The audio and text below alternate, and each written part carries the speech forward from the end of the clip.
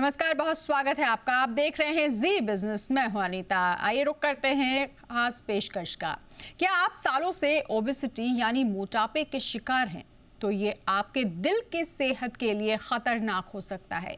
Science कहता है कि आपका वजन इतिहास यानी वेट हिस्ट्री आपके दिल के हेल्थ पर गहरा असर डाल सकता है। जॉन्स हॉपकिंस के शोधकर्ताओं ने 9000 से अधिक लोगों के डेटा का विश्लेषण किया और ये पाया कि आजीवन मोटापे से ग्रस्त लोगों को हार्ट अटैक का खतरा ज्यादा होता है।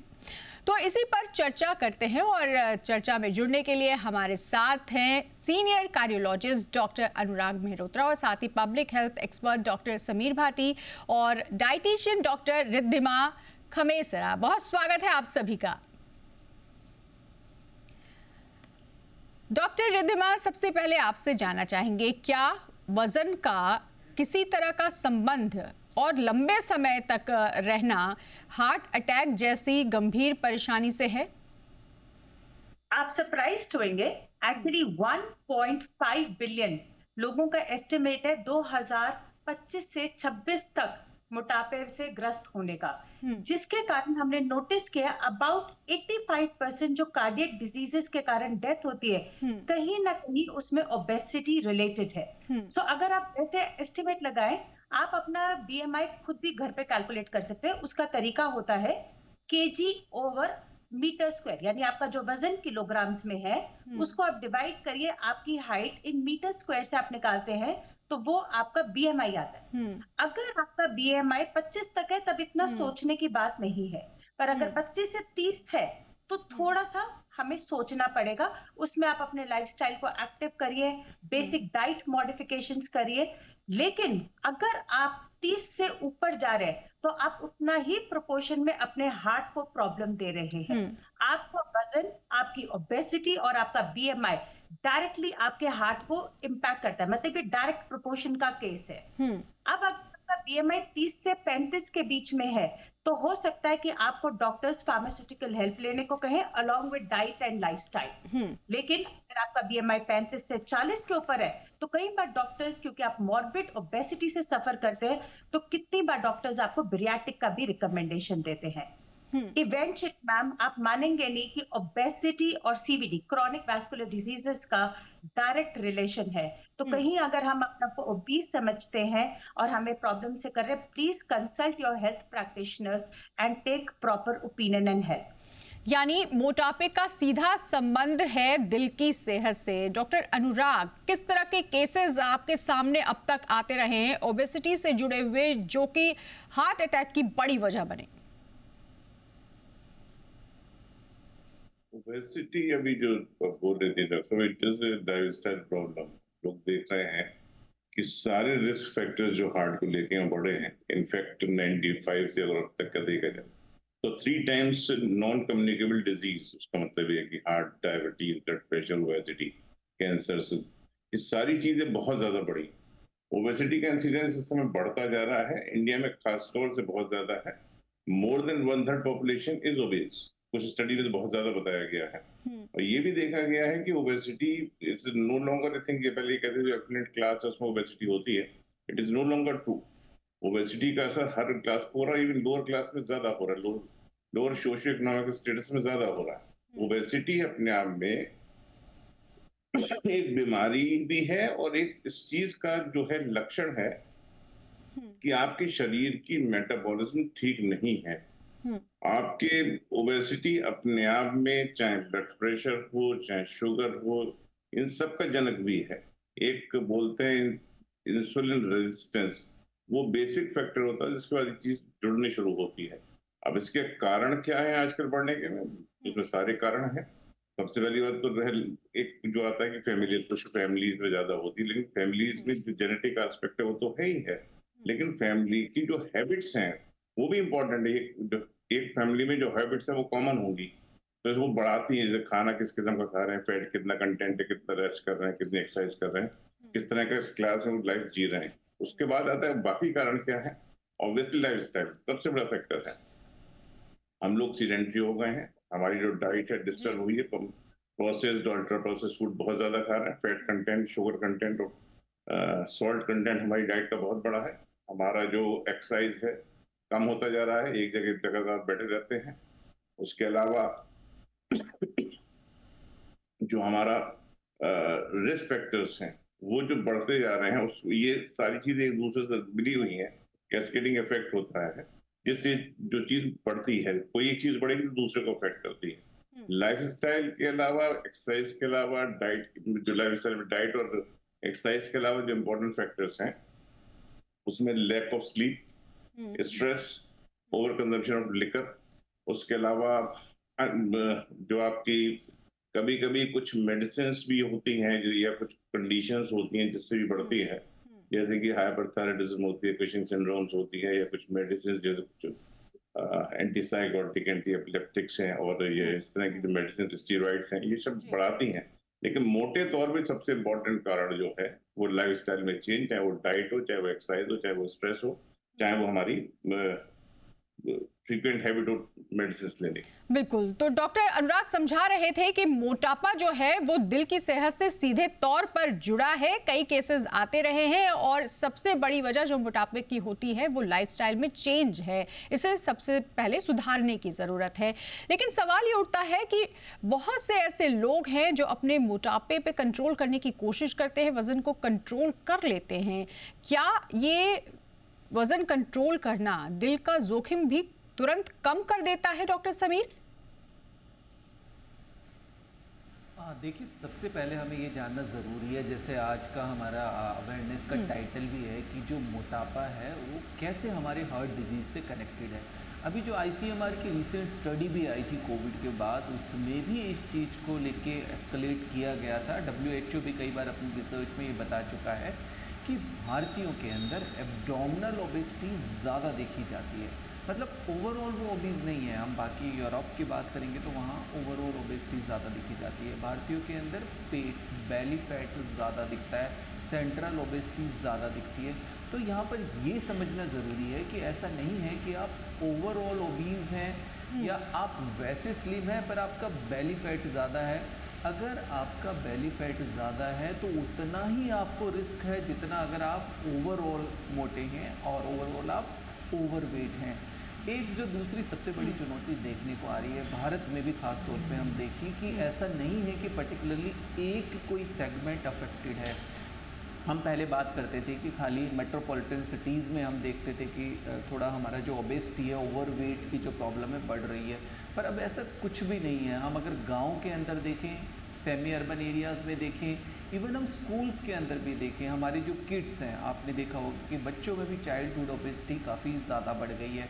सेम प्रॉब्लम अगर हम विमेन की बात करें, महिलाओं में, उनमें भी वो ओबेसिटी देखा जा रहा है। ओबेसिटी एक बहुत बड़ा रिस्क फैक्टर है सभी तरह के मेटाबॉलिक डिजीज़ का। डायबिटीज़ ले लीजिए, हाइपरटेंशन ले लीजिए, हाई कोलेस्ट्रॉल ले लीजिए, ब्लड प्रेशर ले, सब चीज़ों का। और वो सभी फैक्टर्स कंट्रीब्यूट करते हैं हार्ट डिजीज़, हार्ट अटैक, जैसा यंग हार्ट अटैक वगैरह हम ये सब देखते हैं। तो इस वजह से बहुत ज़रूरी है। और यहाँ पर एक BMI की, बिल्कुल मैडम ने जैसे बहुत सही बात कही, BMI के साथ साथ हमें अपना वेस्ट सर्कमफ्रेंस भी देखना है। ज़्यादातर लोग वैसे लीन होते हैं, आपने भारतीयों में देखा होगा कि पतले हैं पर उनका पेट थोड़ा निकला हुआ होता है, एब्डोमिनल ओबेसिटी होती है।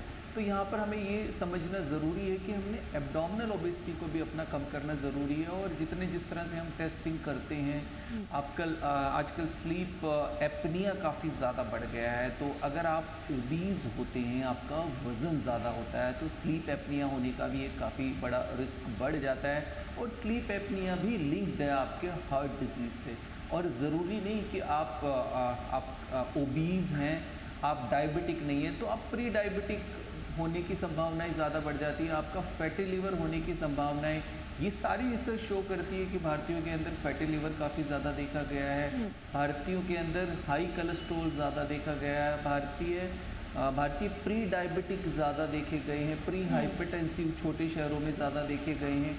तो अगर वजन हम कम करना शुरू करते हैं तो बाकी सब चीज़ों पे भी फ़र्क पड़ता है, आपके शुगर लेवल पे फ़र्क पड़ता है, आपके ब्लड प्रेशर पे फ़र्क पड़ता है। तो ये सब रिस्क फैक्टर हैं। तो इस वजह से बहुत ज़्यादा ज़रूरी है कि हमें अपने वज़न को लेकर थोड़ा कॉन्शियस रहना ज़रूरी है। और खाली वजन मतलब ओवरऑल वजन नहीं, आपका पेट अगर निकला हुआ है, आपका बेली फैट ज़्यादा है, तो आपको उसके ऊपर निश्चित तौर पे काम करने की ज़रूरत है। कई लोग जिम जाते हैं, वर्कआउट करते हैं, एक्सरसाइज करते हैं, मसल बिल्डिंग पे काम करते हैं, पर अपने एब्डोमिनल फैट पे काम नहीं करते। तो एब्डोमिनल फैट पे ओवरऑल हमें काम करने की ज़रूरत है। उससे हमारा जो हार्ट डिजीज़ का एक रिस्क फैक्टर नहीं, मल्टीपल रिस्क फैक्टर कम हो जाते हैं। बिल्कुल डॉक्टर रिद्धिमा, जैसा कि डॉक्टर समीर बता रहे थे कि भारतीयों में सबसे ज़्यादा शुगर की परेशानी और फैटी लीवर की परेशानी है जो कि डाइट से आती है। क्या वाकई में हमारी डाइट इतनी खराब हो चुकी है? मैम एक्चुअली अगर आप हमारे पुराने हिस्टोरिकली डाइट से चले, हम अपने ट्रेडिशनल उस पे चले, हम घी को बहुत सपोर्ट करते हैं। हमारी मिठाइयाँ, हमारे जो पकवान, मतलब पंजाब से लेके आप साउथ तक जाएंगे, हमारा फूड क्यूसीन वैसे ही बहुत रिच है। We are known to have a very rich food culture throughout the world. Rich का मतलब ये नहीं है, हमारा स्पाइस लेवल, हमारे तेल का लेवल खाने में ओवर द टॉप रहता है। देखिए, जैसे एक छोटी सी बात आपको बताती हूँ, बीच में एक स्टडी चली थी कि ghee is very healthy for all of us. Suddenly हर भारतीय घर में सब्जियां घी में बनने लगी, सब कुछ घी में बनने लग गया। जैसे मतलब बिकॉज हमारे पुश्तैनी घी चल रहा था, that means we were the only ones who were eating health. जबकि घी में सिर्फ विटामिन ए और फिनॉल्स होते हैं, फाइनॉल्स होते हैं। अब क्या होता है कि अगर हम घी ज्यादा लेना शुरू कर देते हैं, तो वो हमारा non HDL cholesterol, LDL cholesterol plus जो डॉक्टर साहब बता रहे थे ट्रंकल ओबेसिटी के साथ, ये दोनों चीजें जब कंबाइन करता है तो हार्ट के लिए घातक बन जाता है। वही घी जो हमारे लिए बहुत हेल्दी माना जाता है, वही हमारे लिए आगे प्रॉब्लम दे देता है। सिमिलरली आप मिठाइयों की बात करते हैं, आप जो हमारी जनरली देसी मिठाइयाँ फ्रॉम गुलाब जामुन टू फिंडीज, हम ये जो कोल्ड ड्रिंक्स पीते हैं, हम बच्चों को छोटे होते से हॉर्लिक्स, बॉर्नविटा, ये एक्स्ट्रा शुगर वाला स्टफ पिलाना शुरू कर देते हैं, ये भी हमारे हार्ट को कहीं ना कहीं इम्पैक्ट करता है। इनमें खाली मीठे का ही प्रॉब्लम नहीं है मैम, हमारे खाने में प्रचलन में नमक भी बहुत ज्यादा है। हम लोग नमक का जो एवरेज कंजम्पशन 2300 मिलीग्राम होना चाहिए, 5000 तो एवरेज घर का कंजम्पशन है, उससे ज्यादा भी हो जाता है। और बच्चों में जिनको 1.4 मिलीग्राम 1400 मिलीग्राम के अंदर भी चलता है, उनको भी हम ओवर द टॉप करके चलते। सो ये जनरेशनल टू जनरेशनल हम खाने में गड़बड़ करते जा रहे हैं। देन सेकेंड एस्पेक्ट जो हमारे भारतीय घरों में देखा गया है, लेट नाइट ईटिंग का। हमारे यहाँ पे generally average dinner time is 8 to 9 PM, which in itself is completely not healthy. आप 8 बजे खाना खा रहे हैं या 10 बजे सो रहे हैं, 9 बजे खाना खा रहे हैं, 12-1 बजे तक टीवी वगैरह देख के सो रहे हैं। So your entire lifestyle is wrong. आप अपने जीआई प्रॉब्लम्स को तो क्रिएट कर ही रहे हैं, आप अपने हार्ट को भी वीक कर रहे हैं। You are not giving it enough time to rest. You are not giving your stomach enough time to digest the food also. ये सारे फैक्टर्स क्यूमुलेट करते हैं, जिसके कारण हम सूनर भारत एक डायबिटीज कैपिटल बनने वाला है। जैसे आप सबने बताया था, हिंदुस्तान में हर 3 में से 1 जना ओबीस है। ये एक्चुअली एक क्रॉनिक बीमारी बन गया ma'am. It is no longer an issue of concern. Obesity is now a pandemic in India, and हमें अगर इसको नहीं करेक्ट करेंगे तो हम मेटाबॉलिक डिसीजेस से बहुत जल्दी हम मेटाबॉलिक डिसीजेस के वर्ल्ड कैपिटल बन जाएंगे। बिल्कुल, तो अब ओबेसिटी जो है वो पैंडेमिक का रूप ले रहा है। डॉक्टर अनुराग, जिस तरह से हम लगातार चर्चा कर रहे हैं कि मोटापा बहुत बड़ी वजह है तमाम बीमारियों की, सिर्फ दिल की बीमारी की नहीं, और लंबे समय से अगर कोई मोटापे का शिकार है तो जाहिर तौर पे उसे हार्ट की जो परेशानी है वो कई गुना ज़्यादा बढ़ जाती है। लेकिन सवाल ये उठता है कि देर रात तक जागने वाले लोग या लाइफस्टाइल जिनका बिगड़ा है, ये सभी लोग करें कैसे, अपने आप अंदर सुधार करें, किस तरह से मोटापे को कंट्रोल करें, ये बहुत बड़ी बात है। क्योंकि वर्किंग आवर्स जो वर्किंग लोग हैं उनके लिए बहुत मुश्किल होता है कि रात को समय पे सो जाएं, समय पे डाइट भी ले लें, सुबह जल्दी भी उठ जाएं, नींद की कमी भी है, खान पान की गड़बड़ी भी है। कैसे ये सब कंट्रोल किया जा सकता है? ये आपने सबसे जो क्रक्स है प्रॉब्लम का वो यही है। अब परेशानी है, उसके कारण क्या है ये हम जानते हैं, कारण को बहुत डिटेल में जानते हैं, और ये भी जानते हैं कि अगर हम कारणों को दूर कर दें या कारणों से बच जाए तो बीमारी से बच सकते हैं। जो प्रिवेंटिव एस्पेक्ट है नॉन कम्युनिकेबल डिजीज का, इट हैज बीन सीन कि 50% रिडक्शन है। अगर आप जो डिफरेंट जो प्रिवेंटिव अप्रोच है उनको अगर लागू करें तो 50% तक रिडक्शन है in development of this diseases. जो बात आप कह रही हैं, परेशानी ये है कि जो चेंजिंग लाइफ स्टाइल एक आदमी का ही नहीं, जो हमारा वर्क कल्चर है, लाइफ के जितने भी different aspect, be it work, be it diet, be it exercise, और आपका जो सोने की हैबिट्स हैं, इस सारी चीजों में चेंज है। उसके अलावा जिस एनवायरनमेंट में हम जी रहे हैं, पॉल्यूशन बढ़ता जा रहा है उसमें। जो नई नई विधाएं हैं, नई नई मीडियम्स है कम्युनिकेशन के, वो बढ़ते चले जा रहे हैं। हम उसमें काफी ज्यादा इन्वॉल्व होते जा रहे हैं। जब जैसे आपका सोशल मीडिया है, now it is all being dictated by different algorithm, कि जो आप करोगे उसमें वैसे ही आता जाएगा, फिर इन्वॉल्व होते जाते हैं। ये चेंजेस योर साइक, वो आपको हाईजैक सा कर लेते हैं मेंटली। तो इस तरह की जो बातें हो रही हैं, तो हमारी उस चीजों से हमारी प्रायोरिटी पर असर पड़ रहा है। हम क्या खा रहे हैं, कितनी देर हम सो पाते हैं, कितना एक्सरसाइज कर पाते हैं, कितना कंसंट्रेट कर पाते हैं, वो सब चीजें सब, यही प्रॉब्लम है लाइफस्टाइल डिजीज डेवलप होने की कारण है।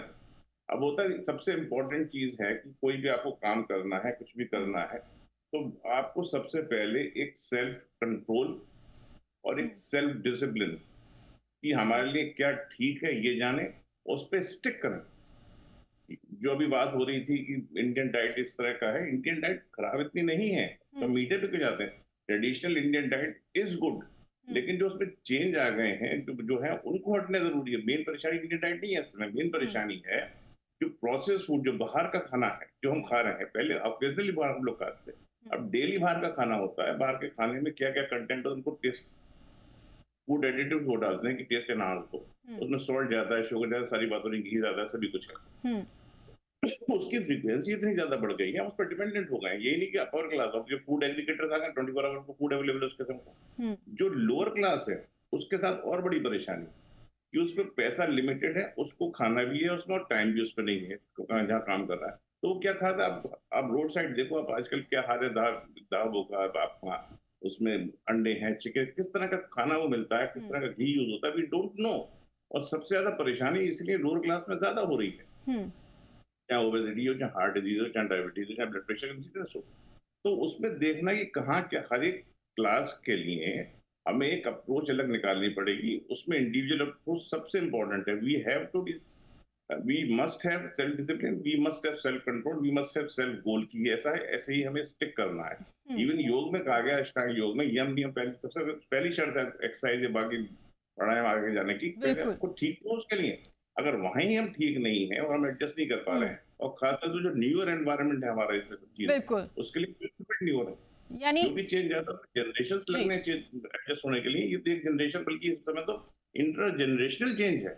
एक ही फैमिली में, तो एक ही उसमें जो बड़े भाई बहन में अगर डिफरेंस है एज का, तो दोनों के एटिकेट फर्क है, दोनों की सोच फर्क है। तो इतना फास्ट चेंज हो रहा है, डिसरप्टिव चेंज हो रहा है, उसमें हम एडजस्ट नहीं हो पा रहे हैं। बिल्कुल। तो वहां पे हम यानी परेशानी हमारे खान पान में नहीं है, हमारे पारंपरिक भोजन में नहीं है, परेशानी एक्स्ट्रा फूड से है। और क्योंकि हमने अपने पर से नियंत्रण खो दिया है, यानी आत्मनियंत्रण या सेल्फ कंट्रोल जो अब हमारे बीच नहीं है, इसी वजह से ये सारी परेशानी बढ़ रही है।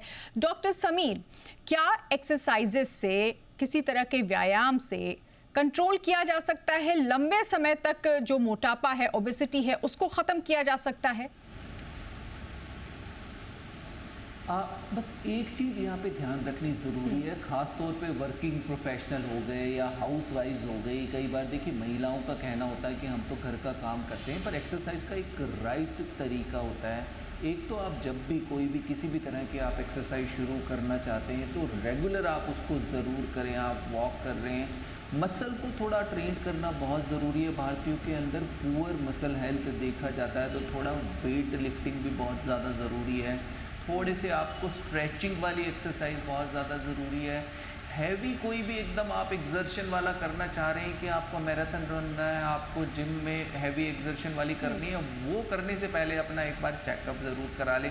पर एक्सरसाइज को आपको हैबिट बनानी है। जैसे आप खाना रोज़ खा रहे हैं, आप नींद रोज़ ले रहे हैं, ऐसे ही आपको अपनी लाइफस्टाइल को एक्टिव करना बहुत ज़्यादा ज़रूरी है। ऐसा नहीं कि थोड़े दिन गए फिर आपने उसको स्टॉप कर दिया। दोनों चीज़ों पे काम करना पड़ेगा। आपको अपना जो खाने का पोर्शन है उसको भी कम करना पड़ेगा। ख़ास तौर पे जो हमारे वर्किंग प्रोफेशनल है वो हेल्दी स्नैकिंग को थोड़ा सा अडेप्ट करें। आपने ज़्यादातर देखा होगा कि हम मीटिंग कर रहे हैं और तो हम बिस्किट्स खा रहे हैं, कुछ फ्राइड चीज़ें भी साथ के साथ खा रहे हैं, चाय पी रहे हैं, कॉफ़ी पी रहे हैं। तो वहाँ पर वो आप थोड़ा सा चुनाव करिए कि आप इन बिटवीन मील्स क्या खा रहे हैं। हमारा जो ट्रेडिशनल खाना भी है, तो ट्रेडिशनल खाने के नाम पे कई बार लोग छोले भटूरे, समोसे, पराठे, तो ये थोड़ा आपको चूज़ करना है कि भाई प्रोटीन डाइट भी आपको उसी तरह से लेनी है कि नहीं बहुत आप हैवी कार्बोहाइड्रेट ही खाए जा रहे हैं। पोर्शन कम करें, एक्सरसाइज आपको रेगुलर करनी है किसी भी तरह से, क्योंकि इन्वायरमेंटल फैक्टर आपका कंट्रोल नहीं है, पोल्यूशन पे कंट्रोल नहीं है। अडल्ट्रेशन के लिए चलिए गवर्नमेंट काम कर रही है, पर जो चीज़ आप कर सकते हैं वो आपको ज़रूर करनी है। कुछ भी हो, कैसे भी टाइम निकाल के आपको आधा घंटा अपने शरीर के लिए, एक्सरसाइज के लिए ज़रूर निकालना है। धीरे धीरे करना शुरू करिए, एकदम अचानक से आपको नहीं करना। जो भी आपको पसंद हो, आप जुम्बा कीजिए, आप डांस कीजिए, और साथ के साथ आपको फिज़िकल एक्सरसाइज के साथ मेंटल एक्सरसाइज बहुत ज़रूरी है, जिसमें मेडिटेशन हो गया, प्राणायाम हो गया, ब्रीदिंग एक्सरसाइज हो गया, क्योंकि दोनों को बैलेंस करना बहुत ज़रूरी है। आजकल हम हमेशा फाइट एंड फ्लाइट मोड पे रहते हैं। अगर आपका हार्मोनल लेवल ठीक नहीं है, आपका स्ट्रेस लेवल मैनेज नहीं है, तो आपकी एक्सरसाइज भी काम नहीं करेगी। आप चाहे डाइटिंग कर रहे हैं, बिल्कुल। तो जो चीज़ें हमारे कंट्रोल में नहीं है हम उन पर काम नहीं कर सकते, लेकिन जो हमारे कंट्रोल में है हम उनके लिए मेहनत कर सकते हैं। भले ही सालों साल मोटापा रहा हो, लेकिन अगर धीरे धीरे कोशिश की जाए तो वज़न कम हो सकता है। डॉक्टर रिद्धिमा, बहुत जल्दी जानना चाहेंगे, ऐसा कोई डाइट प्लान है जिससे मोटापे को कम किया जा सकता है जल्द से जल्द, जो आप हमारे दर्शकों को बताना चाहेंगी? मैम एक्चुअली क्या, मैं थोड़ा सा इसमें बिलीव नहीं करती हूँ। मुझे लगता है there are no shortcuts in diets.